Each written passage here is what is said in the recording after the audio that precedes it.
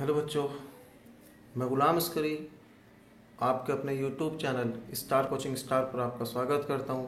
आपका हार्दिक अभिनंदन करता हूं।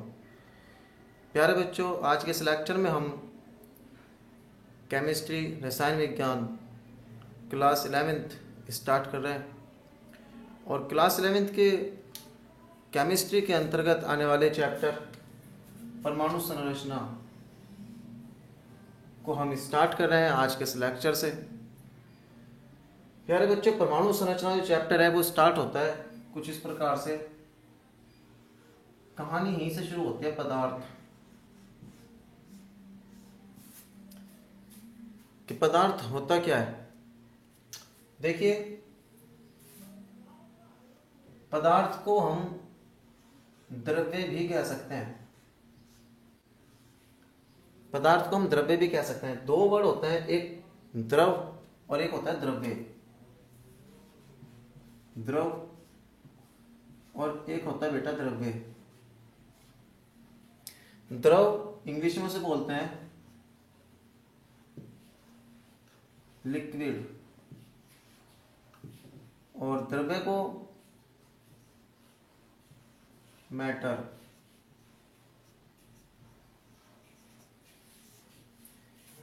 यही जो द्रव्य है इसी को कहा जाता है पदार्थ।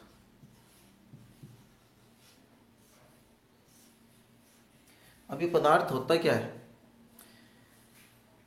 देखिए, संसार की, इस दुनिया की वह वस्तु जो कुछ ना कुछ द्रव्यमान रखती है तथा स्थान घेरती है कहलाती है पदार्थ। अर्थात जिस पार्टिकल में द्रव्यमान भी होगा और जो स्थान भी घेरेगा वही कहलाएगा पदार्थ। फॉर एग्जाम्पल, ये मार्कर।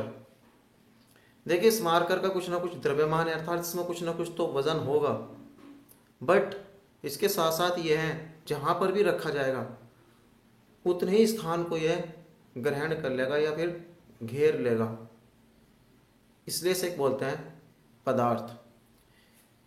ये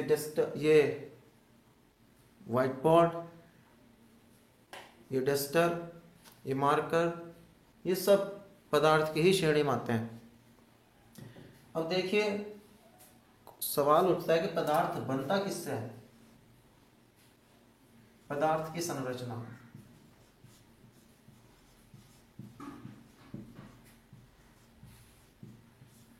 पदार्थ की डेफिनेशन हम पढ़ चुके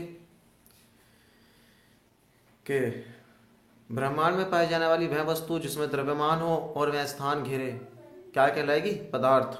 बट पदार्थ का निर्माण किस पार्टिकल से हुआ है, किस कण से हुआ है?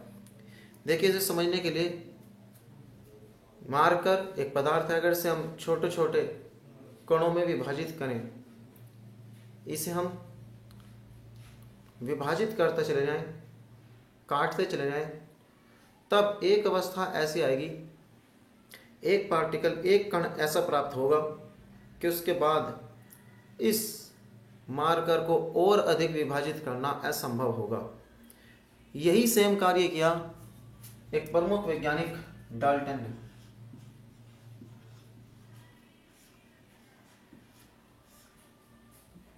यही कार्य किया बेटे डाल्टन ने भी एक पदार्थ लिया और उसे छोटे छोटे कणों में विभाजित करते चले गए, बट अंत में एक कण ऐसा प्राप्त हुआ जिसे वो और अधिक विभाजित ही नहीं कर पाए, तोड़ ही नहीं पाए। उस अंतिम कण को उन्होंने कहा एटम।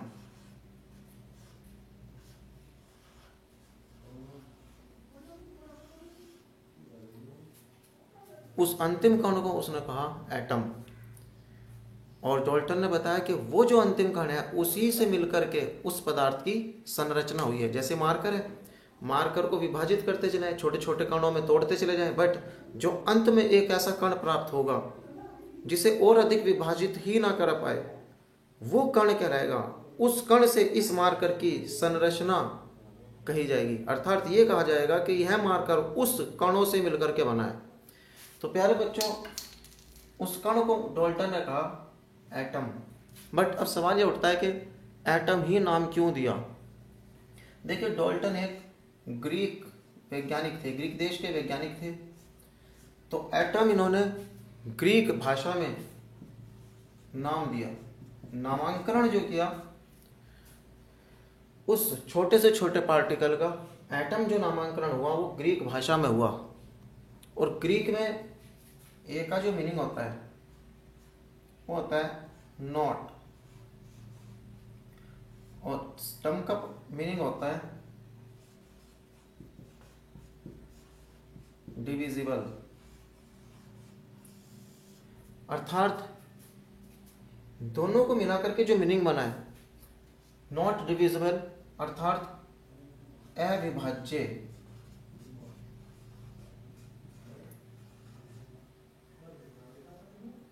या फिर ये कहिए कि इसे और अधिक विभाजित नहीं कर सकते। इसका मीनिंग होता है अविभाज्य अर्थात एटम। इसलिए उन्होंने एटम वर्ड दिया ग्रीक भाषा में। बट हमारी मातृभाषा में उसी एटम को कहा गया परमाणु।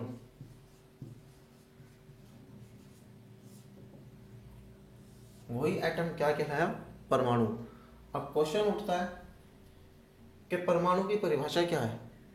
तो देखिए, परमाणु की परिभाषा कुछ इस प्रकार से निकलेगी।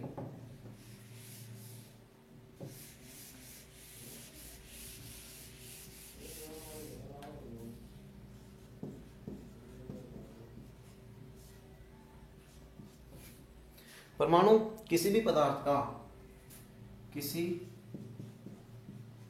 पदार्थ का सूक्ष्मतम, सूक्ष्मतम मीन्स सबसे छोटा, अर्थात उससे छोटा ना हो, सूक्ष्मतम अविभाज्य कण है।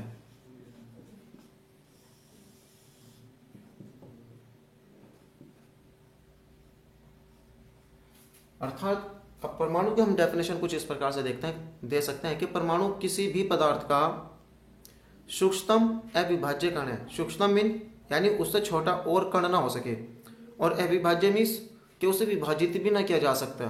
तो इसी संज्ञा को हम, इसी डेफिनेशन को कहेंगे हम परमाणु। तो परमाणु के बारे में सबसे पहले बताने वाले वैज्ञानिक डाल्टन थे। और डाल्टन के अनुसार परमाणु को विभाजित ही नहीं कर सकते, परमाणु से छोटा कण हो ही नहीं सकता। बट समय आगे बढ़ता चला गया, रसायन विज्ञान तरक्की करता चला गया, और इस डाल्टन बाबा के बाद 3 और नए बाबा अर्थात 3 नए वैज्ञानिक और सामने निकल कर आए।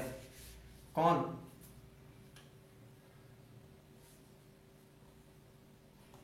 थॉमसन, गोल्डस्टीन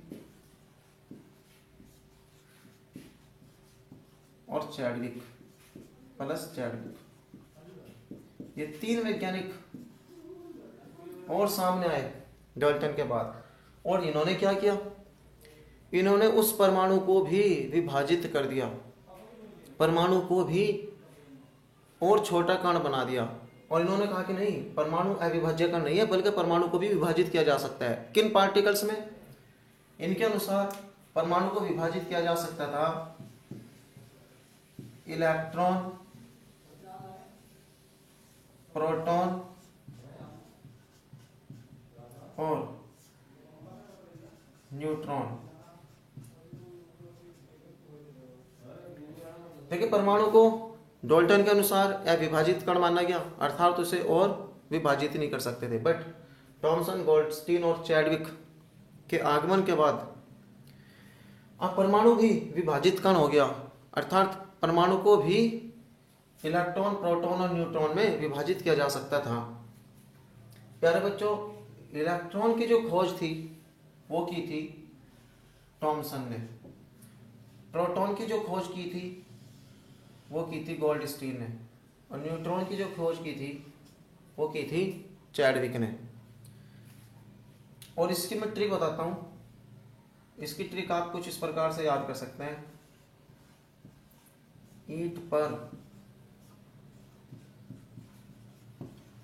गिरकर नाच। ये इसकी ट्रिक है। तो ईट पर यहाँ से पी ले लिया और इस पर से यहाँ से जी ले लिया, गिर कर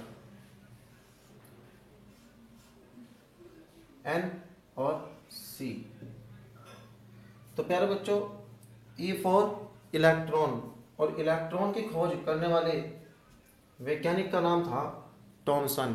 इन्हीं को हम हिंदी में बोलते हैं, हिंदी में लिखते हैं तो थॉमसन, इंग्लिश में थॉमसन लिखते हैं तो हिंदी में हम इसे थॉमसन भी लिख सकते हैं।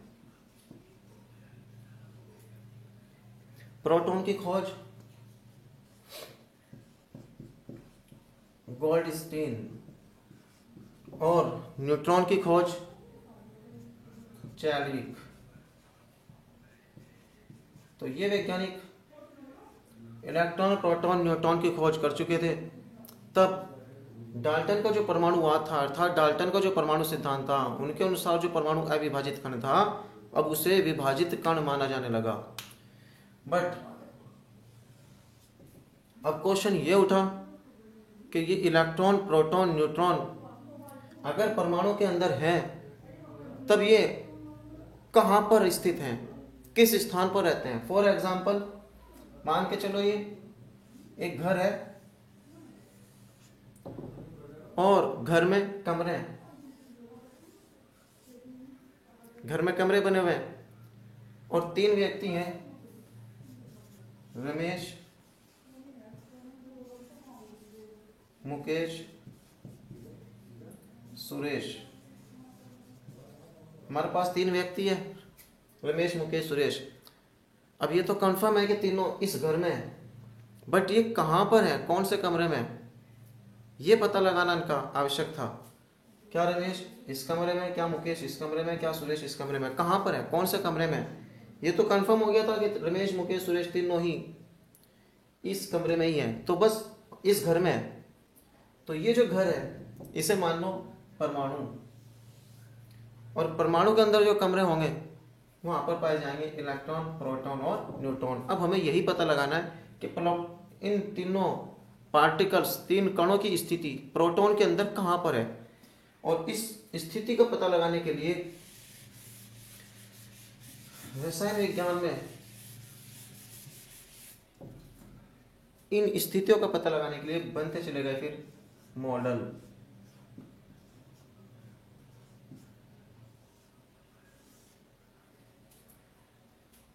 अब ये मॉडल क्या है प्यारे बच्चों, इलेक्ट्रॉन, प्रोटॉन और न्यूट्रॉन की स्थिति का पता लगाने के लिए इलेक्ट्रॉन, प्रोटॉन और न्यूट्रॉन की स्थिति का अध्ययन करने के लिए जो थ्योरी आई, जो सिद्धांत आए, बस उन्हीं को हम यहाँ पर मॉडल की संज्ञा दे रहे हैं। और प्यारे बच्चों, इसी परिप्रेक्ष्य में सबसे पहला मॉडल लेकर के आए एक वैज्ञानिक थॉमसन, जिसे हम थॉमसन का परमाणु मॉडल कहा जाता है। देखिए, थॉमसन के परमाणु मॉडल के अनुसार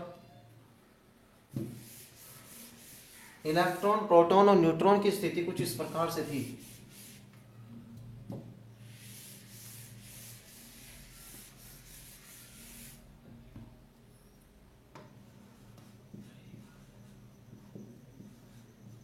थॉमसन का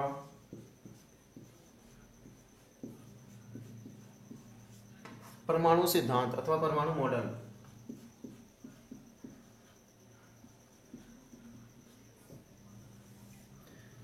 फर्स्ट पॉइंट सबसे महत्वपूर्ण, जिस टाइम थॉमसन ने अपना परमाणु सिद्धांत दिया उस समय केवल और केवल इलेक्ट्रॉन तथा प्रोटॉन इनकी ही खोज हुई थी। न्यूट्रॉन अस्तित्व में नहीं आए थे, अभी न्यूट्रॉन का जन्म ही नहीं हुआ था। न्यूट्रॉन महाराज थे ही नहीं। कौन कौन? इलेक्ट्रॉन और प्रोटॉन ही उपस्थित थे। कब? जब थॉमसन ने अपना परमाणु मॉडल दिया था। और इस परमाणु मॉडल के अनुसार थॉमसन ने कुछ इस प्रकार से समझाया। जब थॉमसन से पूछा गया कि इलेक्ट्रॉन प्रोटॉन परमाणु के अंदर रहते कहाँ हैं, तो उन्होंने कुछ इस प्रकार से समझाया कि परमाणु एक गोलाकार होता है, इसकी आकृति गोलाकार है, और इसके अंदर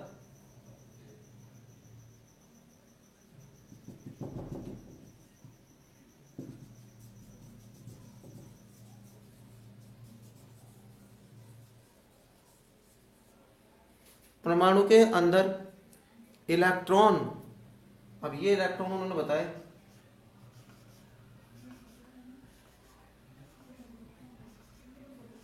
ये धसे रहते हैं।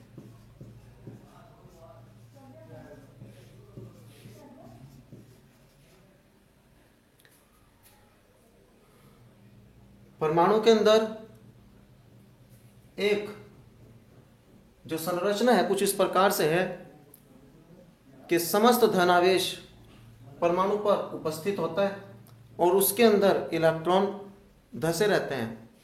जब इस बात को थॉमसन ने समझाया तो ये थोड़ा टफ लगा कि किस प्रकार से इलेक्ट्रॉन धसे रहते हैं और किस प्रकार से धनावेश परमाणु के अंदर फैला रहता है।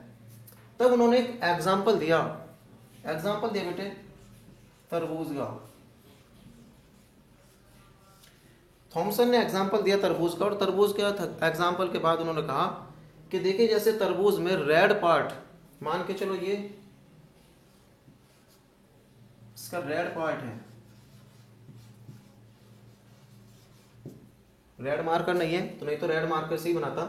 अगर ये रेड पार्ट हो ये सब, तो रेड पार्ट को थॉमसन ने कहा कि इसे आप प्रोटॉन मानिए, धनात्मक मानिए, क्योंकि याद रखना बेटे प्रोटॉन पे कैसा आवेश होता है, पॉजिटिव धनात्मक आवेश, और इलेक्ट्रॉन पे कैसा आवेश होता है, ऋणात्मक आवेश।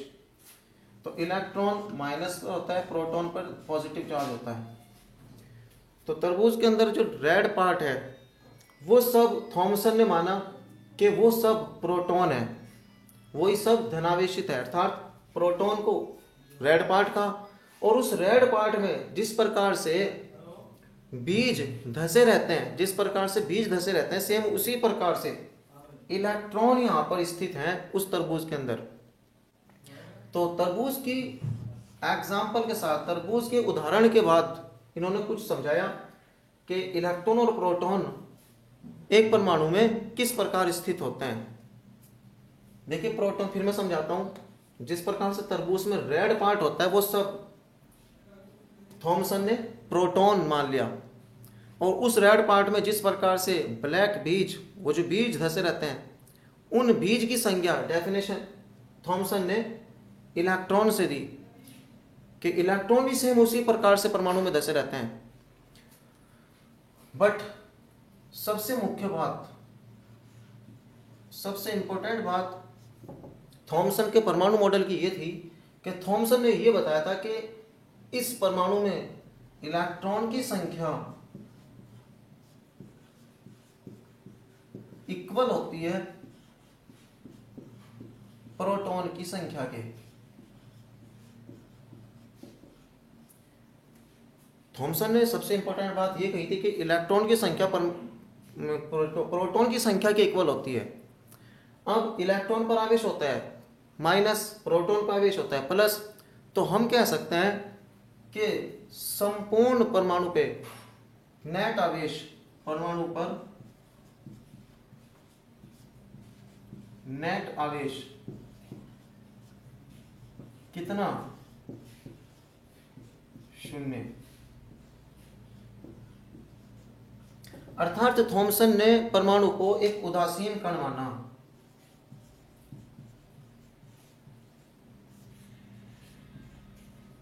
और ये जो डेफिनेशन थॉमसन ने दी, ये बात जो डेफिनेशन अर्थात ये बात जो थॉमसन ने अपने मॉडल में समझाई, ये बेहद इंपॉर्टेंट बात थी, और इसी के लिए इन्हें पुरस्कार दिया गया, नोबेल पुरस्कार।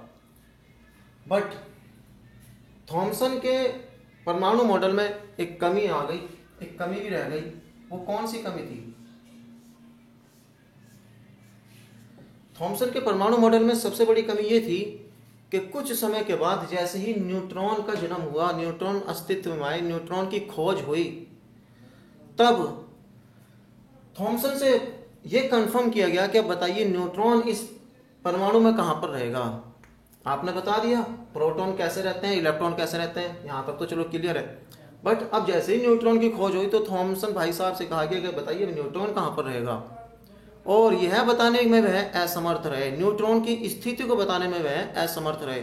तो सबसे बड़ी कमी न्यूट्रॉन की स्थिति को न बता पाना, न्यूट्रॉन की स्थिति को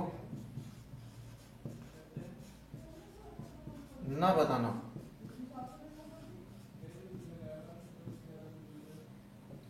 न्यूट्रॉन की स्थिति को न बता पाना यह थॉमसन के परमाणु मॉडल की सबसे बड़ी कमी रही।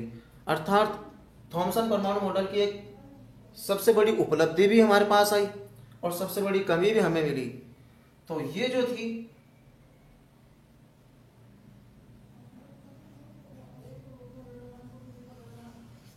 ये सबसे बड़ी कमी थी, और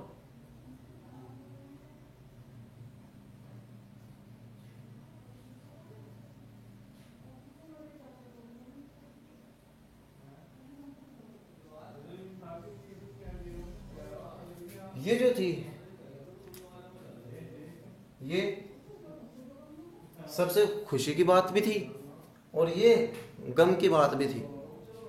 इसमें सुख भी था और इसमें दुख भी था। तो थॉमसन के परमाणु मॉडल सुख और दुख से भरा हुआ था, सुख देने वाला भी था और दुख देने वाला भी था। तो दुखों के बाद इस परमाणु मॉडल को रिजेक्ट कर दिया गया और फिर अवतरित हुए कौन? रदरफोर्ड।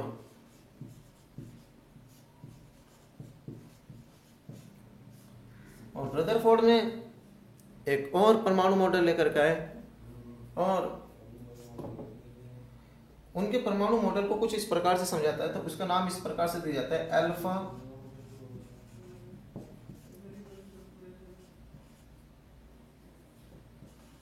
किरणों के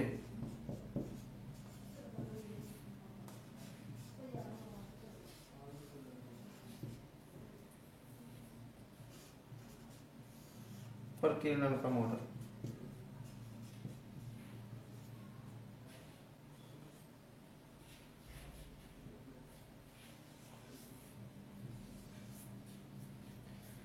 तो थॉमसन के परमाणु मॉडल के बाद रदरफोर्ड ने अल्फा किरणों के प्रकीर्णन का एक सिद्धांत दिया,